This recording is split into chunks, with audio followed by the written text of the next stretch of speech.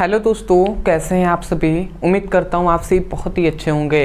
तो आज के इस वीडियो में हम पढ़ने वाले हैं क्लास 11th केमिस्ट्री का 5वां चैप्टर, जो है द्रव्य की अवस्थाएं एवं द्रव एवं गैस। तो ये आपका 5वां चैप्टर है। इससे पहले के 4 चैप्टर को हमने पूरी तरीके से कंप्लीट करा दिया है। छोटी छोटी जो टॉपिक है वो हमने नहीं कराया है, जो कि इंपॉर्टेंट नहीं है, ठीक है। अदरवाइज सब हमने करा दिया है। डिस्क्रिप्शन बॉक्स में फिजिक्स और केमिस्ट्री दोनों का लिंक है, तो आप चाहें तो पीछे से अपनी पढ़ाई कर सकते हैं, ठीक है। तो आज से ये चैप्टर हम स्टार्ट कर रहे हैं। तो इस चैप्टर में भी सबसे पहले आपको पढ़ना है द्रव्य। द्रव्य मतलब होता है पदार्थ। तो पदार्थ की अवस्थाएं पढ़नी है कि मतलब ठोस, द्रव और गैस, यही तो 3 अवस्थाएं होती है ना। और 2 और होती है, प्लाज्मा और बोस-आइंस्टीन कंडेंसेट।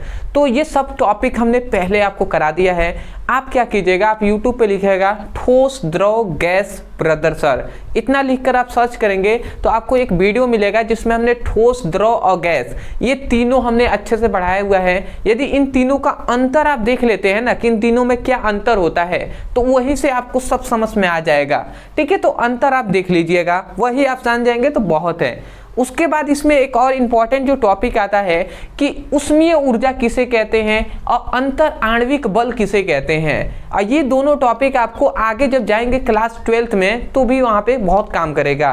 तो चलिए हम समझ लेते हैं। तो यहीं से हम स्टार्ट करते हैं। हम देखेंगे अंतर। सबसे पहले समझते हैं उष्मीय ऊर्जा। उष्मीय ऊर्जा, तो उष्मीय ऊर्जा किसे कहते हैं। तो उष्मा का तो वैसे परिभाषा आपको पता भी होगा, ठीक है। तो उष्मीय ऊर्जा का सिंपल से यही अर्थ होता है कि कोई भी परमाणु है, समझिएगा, कोई भी, सपोज दैट ये कोई पदार्थ है, तो इस पदार्थ में क्या क्या मुख्यतः हो सकते हैं। अरे पदार्थ है तो इसमें क्या क्या हो सकते हैं। इसमें ये कोई पदार्थ है, समझिएगा थोड़ा सा, ये कोई पदार्थ है तो इस पदार्थ में क्या हो सकता है, अणु हो सकता है, ठीक है, परमाणु हो सकते हैं, आयन हो सकते हैं, आदि हम कर दे रहे हैं, और भी बहुत ज़्यादा हो सकते हैं। तो यहाँ पे ये बताया गया कि कोई भी पदार्थ है तो पदार्थ के अंदर अणु, परमाणु या आयन हो सकते हैं, ठीक है। और भी आदि हमने लिख दिया है, बहुत ज़्यादा और भी हो सकते हैं। तो किसी पदार्थ में उपस्थित अणु, परमाणु और आयन के गति के कारण जो ऊर्जा उत्पन्न होता है, मतलब इनकी गति के कारण जो हमें ऊर्जा उत्पन्न होता है, अणु, परमाणु और आयन के गति के कारण जो ऊर्जा उत्पन्न होता है, उस ऊर्जा को ही हम क्या कहते हैं, उष्मीय ऊर्जा कहते हैं। समझ में आ रहा है मैं क्या आपको बता रहा हूँ। हमने यही बताया कि किसी पदार्थ में उपस्थित अणु, परमाणु, आयन आदि के गति के कारण जो ऊर्जा उत्पन्न होती है, उस ऊर्जा को ही हम उष्मीय ऊर्जा कहते हैं। तो आशा करता हूं कि आपको परिभाषा समझ में आ गया होगा। फिगर से भी हम समझा देंगे आपको, पहले परिभाषा लिख देते हैं। आप लिखेंगे किसी पदार्थ में उपस्थित अणु, परमाणु एवं आयनों आदि, हम यहाँ पे लिख दे रहे हैं, आदि की गति के कारण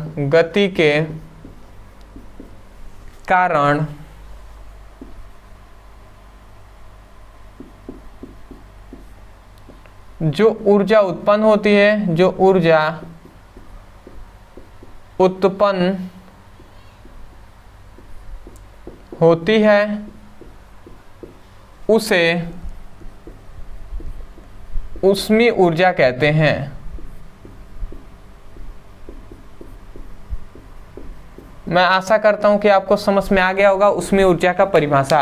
हमने भी बताया किसी पदार्थ में उपस्थित अणु, परमाणु, आयन आदि के गति के कारण जो ऊर्जा उत्पन्न होती है वही उष्मीय ऊर्जा कहते हैं। अब ये आपका थोड़ा सा सोचने पे आना चाहिए कि सर ये तो गति करते हैं, तो गति करेंगे तो उसमें ऊर्जा उत्पन्न होगी, परंतु ये गति क्यों करेंगे, ठीक है। तो ये थोड़ा सा समझ जाते हैं। ये कोई पदार्थ है, सपोज डेट ये कोई पदार्थ है। अब इस पदार्थ में क्या होंगे कि अणु होंगे, परमाणु, आयन, ये सब होंगे। तो मैं सपोज डेट ऐसे में बना दे रहा हूं, ये अणु होंगे, परमाणु होंगे, आयन होंगे, इस प्रकार इसमें उपस्थित होंगे, ठीक है ना। तो इस प्रकार उपस्थित होंगे। अब मैं आपसे कहूं कि हम जानते हैं कि इसमें जो भी होते हैं ये सभी धीरे धीरे गति करते हुए रहते हैं, हमेशा गति करते हुए रहते हैं। तो ये गति कर रहे हैं, परंतु हमने क्या किया, हमने इसमें ताप बढ़ाया। अगर हम इसको गर्म करते हैं, ठीक है, इसको हमने क्या किया, इसको हमने गर्म किया। तो जब हम इसको गर्म करेंगे तो ये जो अणु है, जो ये परमाणु है, ये सभी क्या होंगे, तेजी से गति करने लगेंगे। इस प्रकार तेजी से ये जिग-जैग मोशन इस प्रकार करने लगेंगे। और जब ये करेंगे तो क्या होगा, एक ऊर्जा उत्पन्न होगा, ठीक है। ऊर्जा कैसे उत्पन्न आपको पता चलेगा, जब ये तेजी से गति करेंगे तो ये इस पर टक्कर मारेंगे कि नहीं मारेंगे, ये इस पर टक्कर मारेंगे, समझ पा रहे हैं ना, ये एक टक्कर मारेंगे इन सतहों पर।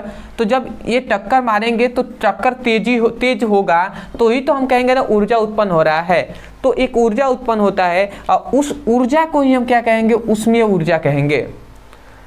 मैं आशा करता हूं कि आपको समझ में आ गया होगा। ये फिगर मैं उतना अच्छा सा नहीं, बट मैं समझाने के टाइप से आपको बताया हूँ, ठीक है। इसमें कोई फिगर ये सब बनाना नहीं होता है, मैं समझाने के लिए आपको बता दिया। मैं आशा करता हूं आप समझ गए होंगे कि उसमें ऊर्जा क्या होता है। इतनी बात आपको याद रखना है। अगला दूसरा एक और होता है जो है अंतर आणविक बल।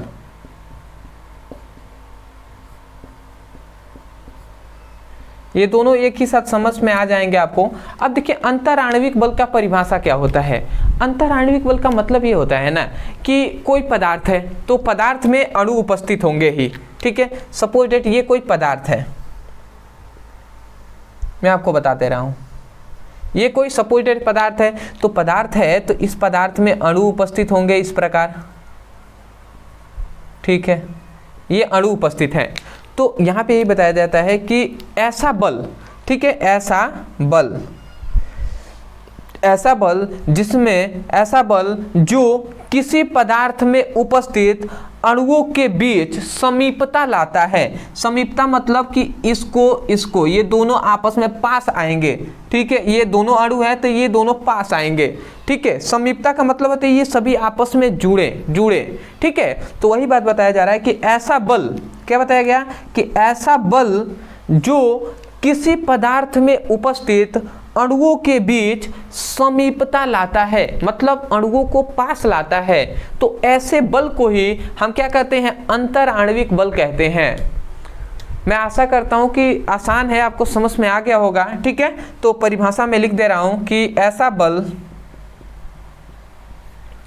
मैं इस कलर से लिख दे रहा हूं, ठीक है, ऐसा बल जो किसी पदार्थ में उपस्थित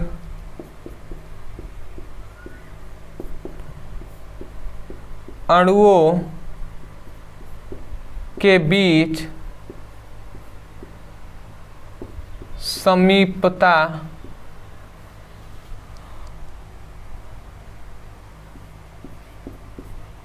लाता है, उसे या उस बल को ही या उसे हम अंतर आणविक बल कहते हैं। अंतर आणविक बल कहते हैं। तो अंतर आणविक बल का परिभाषा भी आपको समझ में आ गया होगा कि ऐसा बल जो किसी पदार्थ में उपस्थित अणुओं के बीच समीपता लाता है, नज़दीकी लाता है, ठीक है। तो ऐसे बल को ही हम अंतर आणविक बल कहते हैं। तो मैं यही कहूँगा, समझ में आ गया है तो एक प्यारा सा लाइक कर दीजिएगा। चैनल पे नए होंगे तो चैनल को जरूर सब्सक्राइब कीजिएगा। डिस्क्रिप्शन बॉक्स में हमने क्लास 11 का फिजिक्स और केमिस्ट्री दोनों का लिंक दिया है, तो उससे जाइए, उस लिंक पे क्लिक कीजिए और वहाँ से अपनी बेसिक टू हाई पढ़ाई कीजिए। तो मिलते एक नए टॉपिक के साथ, तब तक के लिए धन्यवाद।